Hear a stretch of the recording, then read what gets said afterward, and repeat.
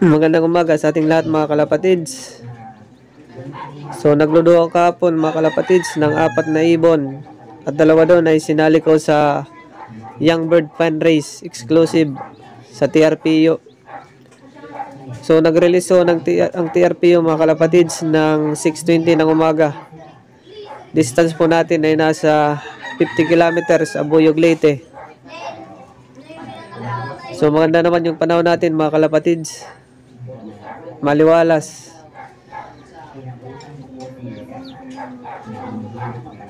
So hindi ko sinali pala yung isang ibon ko mga kalapatids dahil hindi pa nakaka-recover yung blue bar ko na nilaro sa PPFC. So dapat mga kalapatids, maaga tayong mag-abang ngayon kasi maaga yung pauwian kasi malapit pa lang. Time check 6:44 mga kalapatids. So mag-uumpisa na tayong mag-abang kasi mabibilis yung mga ibon kasi malapit pa lang. At habang nag-uumpisa tayong mag-abang mga kalapatids, may pauwi na yung kaibigan ko, isang ibon. Mga 1-2 yung pa-speedan niya. Ang bilis nun. Ewan ko lang kung naka-entry yun. Kasi hindi ko nakita kahapon kung ano yung in-entry niyang ibon mga kalapatids. So medyo malapit-lapit na yun yung aking ibon. So abang-abang lang tayo mga kalapatids.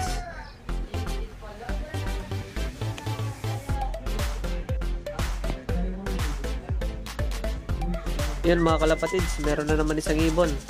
Kanino yata to? O sa kaibigan ko naman mga kalapatids. Ang bilis ng mga ibon niya.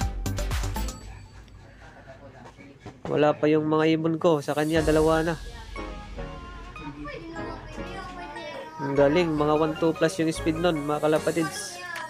Kung naka-entry. Antay-antay lang tayo. Baka malapit-lapit na din. O yun, may 2 mga kalapatids. 3. Ang galing ng ibon ng kaibigan ko. Ang bibilis. Meron na akong 2 mga kalapatids. Yung naka-entry ko at saka kay Black Hawk Down.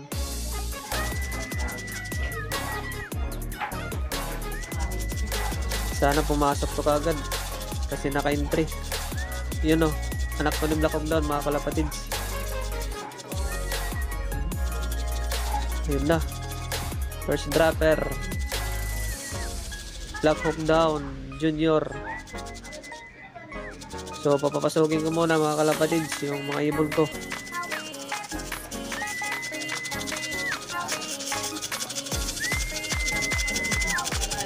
So andito na mga kalapatids. Clack ko muna kasi isa lang yung cellphone na gamit ko. So bali mga kalapatids, hindi ko na nabidyoan yung pag-clack ko kasi isa lang yung cellphone ko na gamit. So ito yung first bird ko mga kalapatids. Yung checkered white natin. Bali yung speed niya mga kalapatids ay nasa 1,151. Rank 49 siya. At ito yung kasabay niya, yung anak ni Black Hawk Down. Mabilis din yung ibon na to mga kalapatids. Nagkikipagsabayan kahit bata pa. Mga 3 months old pa lang to mga kalapatids. Magpo 4 months yata. Magkapatid lang sila sa nanay, yung mga nilaro ko, yung mga white flight. Isa lang yung nanay nila. At ito mga kalapatids, yung second clacker ko dito sa loop. Hindi ko na nabidyohan kasi bilis din umuwi. Nagklaklak pa ako sa loob, biglang pumasok. So hindi ko na nabidyohan. So abangan ko ulit mga kalapatids, may isa pa akong ibon na hindi umuwi. Bali training lang yon.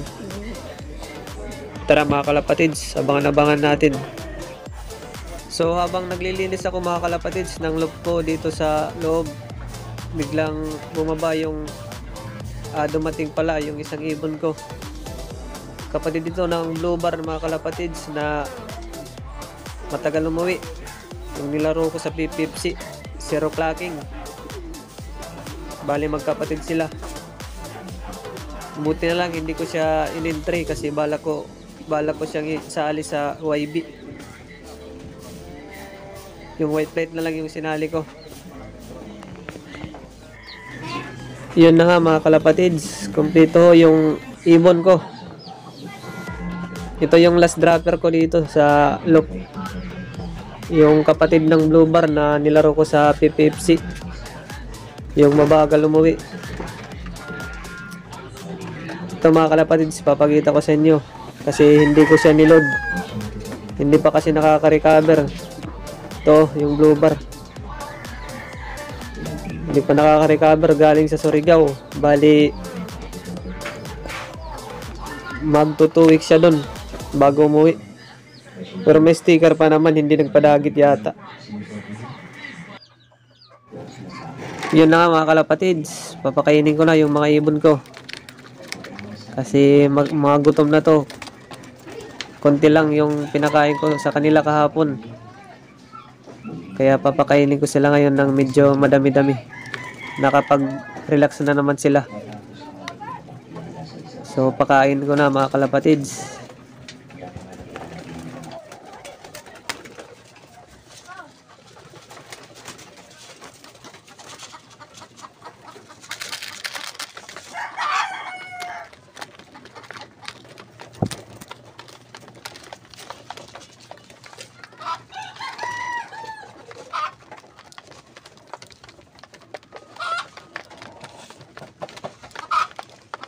Hanggang dito na lang yung video ko mga kalapatids. Salamat sa panonood.